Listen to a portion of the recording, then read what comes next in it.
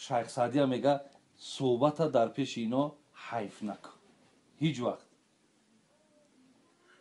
هیچ سیقل، خودش میگه شیخ سعدی، هیچ سیقل نتواند کرد آهنی را که بدگوهر باشد، چون باید اصل جوهری قابل تربیت را در او اثر باشد. سگ به دریای هفتگانه بشد، چون که تر شد پلیدتر باشد. خر عیسی گر برش به مکه، گرچه آید هنوز خر باشد. عاقلان این سخن نکو دانند، زاده خر همیشه خر باشد.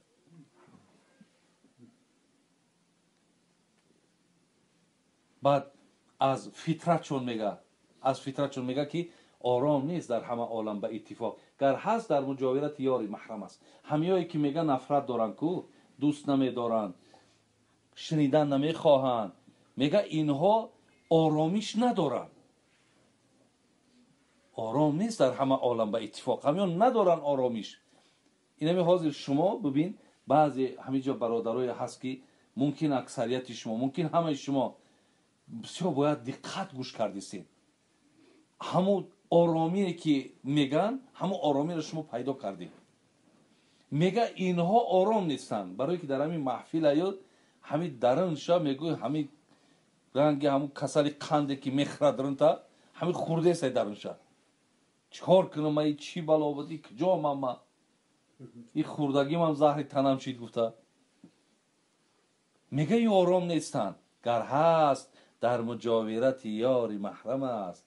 میگه اگر آرامی هم پیدا کنن در بر همون رنگ خودش آدم آرامی پیدا میکنن، دیگر در غیر همجنسی خودش پیدا میکنه آرامیش. اگر رنگ خودش کسی باشد دیگر در غیر اونها میگه در همین دو راه یعنی بگیم حسد ورزیدن زیانی نداره.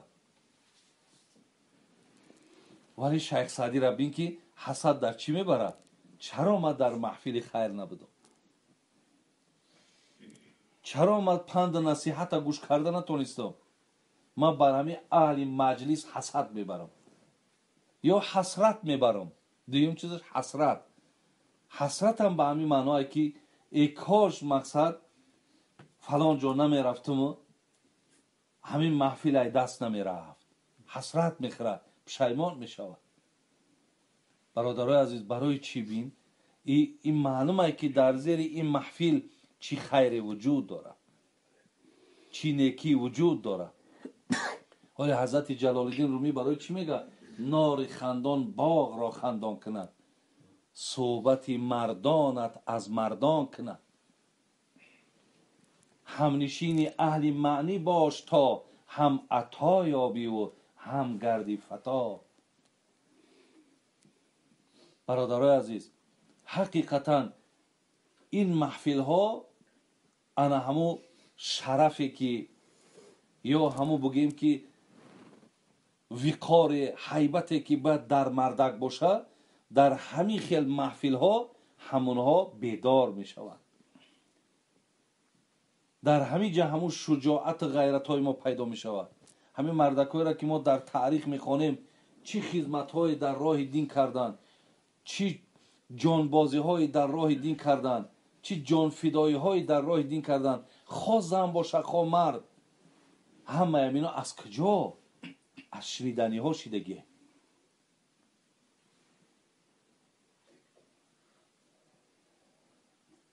زین لحاظ برادرای عزیز در اینجا چی هست؟ حسد. میگم من حسد برای نمی محفل میبرم. بعد اشاره میکنه میگه آنها که در بهار و صحرا نمیروند، بوی خوشی ربیع برایشان محرم است. آخی و آدمی که بهار در صحرا نروه بهار چی میدونه؟ بهار چیه؟ از اگر در بهار ما و شما می دشت بیابان در نبرویم، این صنعت خدا را، این زیبایی هایی را که الله در این ماهش برای بیننده آماده میکنه، وقتی نگردیم نبینیم چی میدونیم بهار چیه؟ برای چی بسیاری وقتا در مردم ما افتخار میکنن که ما خدا را شکر وطنی داریم که 4 فصل داره، ولی بسیاری دنیا ده هست که بیچاره بغیر همین تیرما و زمستان دیگر ندارن بهار. شیخ سعدی این محفل ما را نسبت به بهار میتن. آنها که در بهار به صحرا نمی روند، بوی خوشی ربیع بر ایشان محرم است. میگه رنگ ماه محرم، چخیلی که در ماه محرم اهل تشیع شیعه ها برای امام حسین ماتم میگیرن کو، میگه برای آدمایی که قدر ای را نمیدونن در این خیل محفل که بیاین ماتمشون میزنن، بسیار غمگین میشوند، بسیار ناراحت میشوند.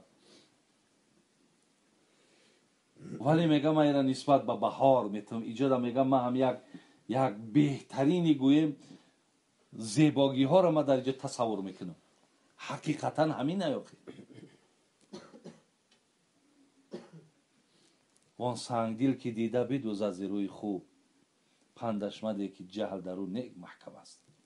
آرام نیست در همه عالم به اتفاق، گر هست در مجاورت یاری محرم است. میگم یک آدمای هست در دنیا که این دنیا تقصیر همه محب این محفل نمیشود، همه محب عالم و قاری و دانشمند نمیشود. دنیا تقصیر از آدمای با سنگدل هم خالی نیست. آخی میگن نه گل به خار می روید در این باغ، ببین نه گل به خار می روید در این باغ، ملال بلبلان از دغدغه زاغ. این دنیا دا هم گلای هم خار، هم بلبلای هم زاغ. دنیا را به این میگه تصور کرده نمیشود. لیکن حضرت میگه دیدین که یگان آدم بسیار آدمی سنگدلای، آدمی هست که به قدر این صحبت نمیرسه هیچ وقت علم در پیش او ضایع نکن. حیف برای او ای گپا، حیف. بابای مولا شریف خدا رحمت کنه استادی ما را میگو رمز آشنای این معنی هر خیره سر نباشد، طبع سلیم فضل است ارث پدر نباشد. با جاهلان نباید ارزی سخن نمودن، جای گوهر فروشی بازار خر نباشد. با جاهلان بین نباید ارزی سخن نمودن، ارزی سخن در اونا نکن. برای چی؟ جای گوهر فروشی بازار خر نباشد. نخواه گوهر در بازار خر فروشا برای تو گوهر بفروشی. بسم الله الرحمن الرحیم. یا رحمان یا رحیم. قل هو الله احد الله الصمد لم یلد ولم یولد. الله الله.